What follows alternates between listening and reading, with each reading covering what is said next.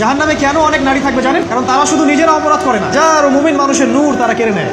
That is Y তারা জাহান্নামে বেশি থাকে। মেয়েদেরকে বলছি স্পেশালি, হয়তো এই কথাগুলো মেয়েদের কাছেও যাবে। তাদের এই উদ্ধত মাথাটা আল্লাহর বিধানের সামনে আত্মসমর্পণ করতে চায় না, এই কারণে তারা জাহান্নামে বেশি থাকবে। রাসূল বলেছেন কিয়ামতের আগে মানুষ জেনা করবে, জেনাকে মানুষ জেনা মনে করবে না, মনে করবে এটা অ্যাফেয়ার, ছেলে মেয়ের ক্রাশ। এখন নতুন শব্দ আসে কি, ক্রাশ। চোখে চোখে কন্ট্যাক্ট হবে, কো এডুকেশনের মাধ্যমে মোবাইল নাম্বার এক্সচেঞ্জ হবে, রাতের বেলা কথা হবে, ফোন হবে, তারপর চা খাবে, কফি খাবে, ঘুরবে, আস্তে আস্তে বেড়ে যাবে, তারপরে ব্রেকআপ হয়ে যাবে।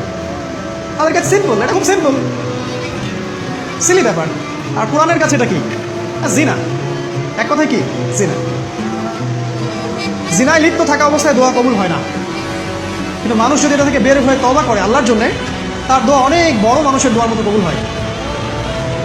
ওই তিন বন্ধুর একটা হাদিস আছে না, গুহার মধ্যে চাচাতো বোনকে একা পেয়েও সে ফিরে আসছিল আল্লাহর ভয়ে, আল্লাহ পাক তাকে গুহা থেকে বাঁচায় দিচ্ছেন না?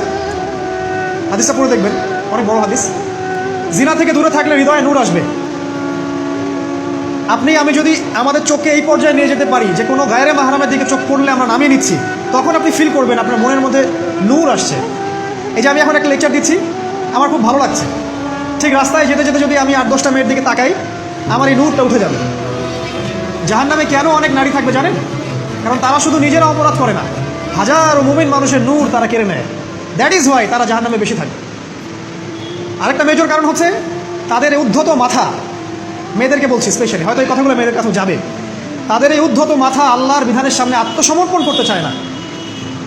তাদের এই উদ্ধত মাথাটা আল্লাহর বিধানের সামনে আত্মসমর্পণ করতে চায় না, এই কারণে তারা জাহান্নামে বেশি থাকবে। যে কোনো বিধান আল্লাহ তাদের সামনে বলেন, সব মেয়ের কথা বলছি না, ম্যাক্সিমাম বিভিন্ন যুক্তি তারা দিবে। সামি'না ওয়া আতা'না এই পর্যায়ের না, যুক্তি দিবে। পর্দা করলে কি এখন কেমন করে চাকরি করবো, পর্দা করলে কেমন করে পড়াশোনা করা যায়, এখন তো যাইতেই হচ্ছে, কিছু তো করার নাই, বিভিন্ন যুক্তি, হাজারটা যুক্তি তারা দিবে। কে জানি তাদের ব্রেনটাকে পুরো ওয়াশ করে ফেলছে। আমি আপনাদেরকে বলছি কে করেছে।